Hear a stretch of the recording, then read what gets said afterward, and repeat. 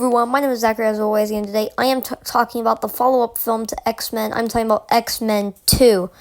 Now, this movie is widely known as being pretty good compared to the other X-Men films after this, but still, there's a lot to talk about here.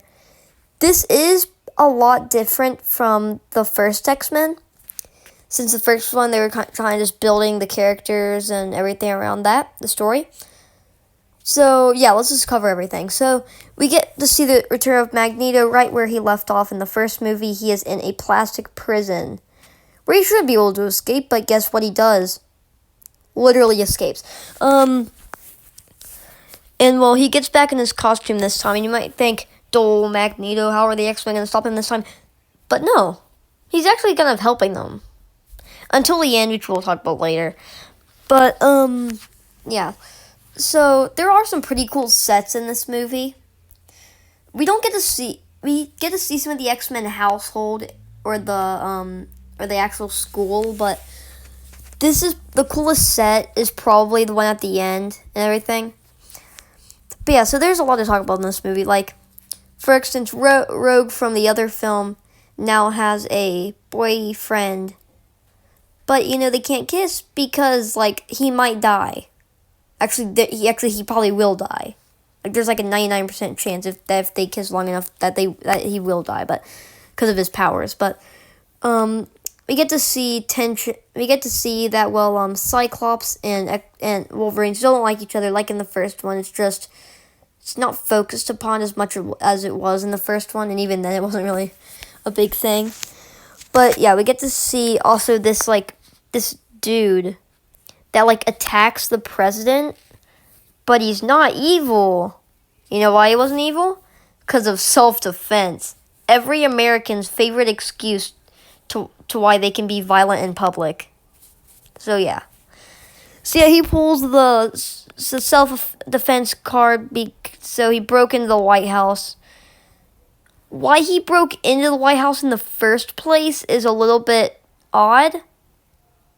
Why he even broke it, why he even was there in the first place. He claimed he was scared, but why go in there?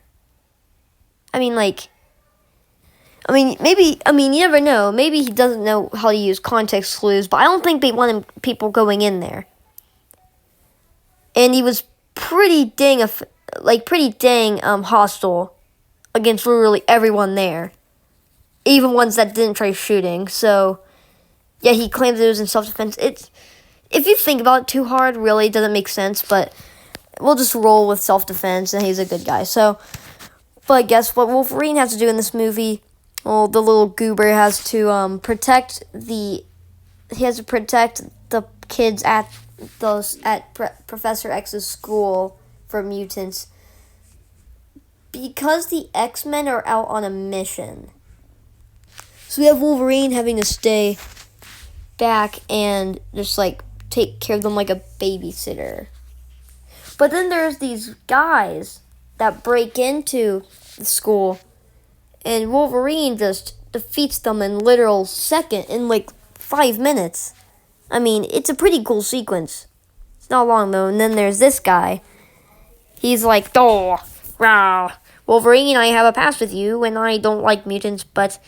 Reveals how Wolverine was a failed test experiment, and they get away because he's just a normal guy that's not a huge fan of mutants.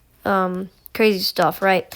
But yeah, so Wolverine eventually gets kidnapped to this lab where and it's on this beautiful landscape, which is actually really nice. But you'll never guess what their plan is for you never get what his plan is. Unlike Magneto, opposite of what Magneto did in the first movie. He's trying to make everybody not turn into mutants this time. Oh yes, it's a little bit of a turn the table situation, right? So then there's this dam that breaks because of this machine at the very end, which we'll talk about later, and we get to see some interesting ethics of Professor Xavier. So yeah, now Magneto has to get in his new suit. Not suit, but, costume, and well, they're let's just say they're set, prepped, and ready to wreck. They're about to go hog wild on these people, and yeah, it's about to get pretty intense. So all the X-Men, they huddle up in this lab, and they're like, oh my, oh my. And then they're just, like, running through this place, and they're just, like, defeating all of these, like, normal people. To be honest, I really don't know why they picked this guy specifically as a villain. I think they just, if you think about it, this entire movie is just exposition. Because it's really just there to, like, show, like, some of the odder ethics of Professor X and to kind of show the origin story of Wolverine ever so slightly. So, like, this movie achieved nothing except kill off a character, which, I don't know. There's a lot of things to where if you look at it too hard, it's not gonna be, like, if you look at it too hard, it's just gonna fall apart. But just look at it for what it is. I mean, it's a pretty good action sci-fi film. Probably not as good as the first one, but still nice. There's a lot of good set pieces, like I said earlier. For instance, they actually filmed something here. But, well, even though this was real, the entire dam and it breaking and everything, that was fake. So Magneto kills this guy and makes him drown. And Magneto escapes on a helicopter they took to get there. Oh, so you know what they have to do? Go on another jet that was conveniently flown to their exact location moments before they would have all been killed. So yeah. But yeah, they escape. But somebody has to die and sacrifice himself so the water doesn't get to the jet before it can take off. And we see how Professor X is kind of a goon here. He kind of just, like, lets them die and stuff. So yeah, pretty crazy, right? And I just want to talk about how kind of interesting it is to see the banter, like the back and forth, like the butting heads of Magneto and the rest of the X-Men.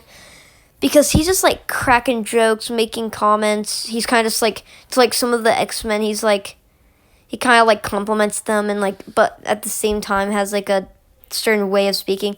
They go back and forth constantly, and it's really funny, kind of funny to see in some sequences, seeing how complete opposites are starting to work together. In which this will probably get retconned in the next movie. I have not seen it yet. But yeah, I'm just talking about X-Men 2 here. If you all enjoyed this video or any of my other content, please consider subscribing. I'll see you in the next one. Goodbye.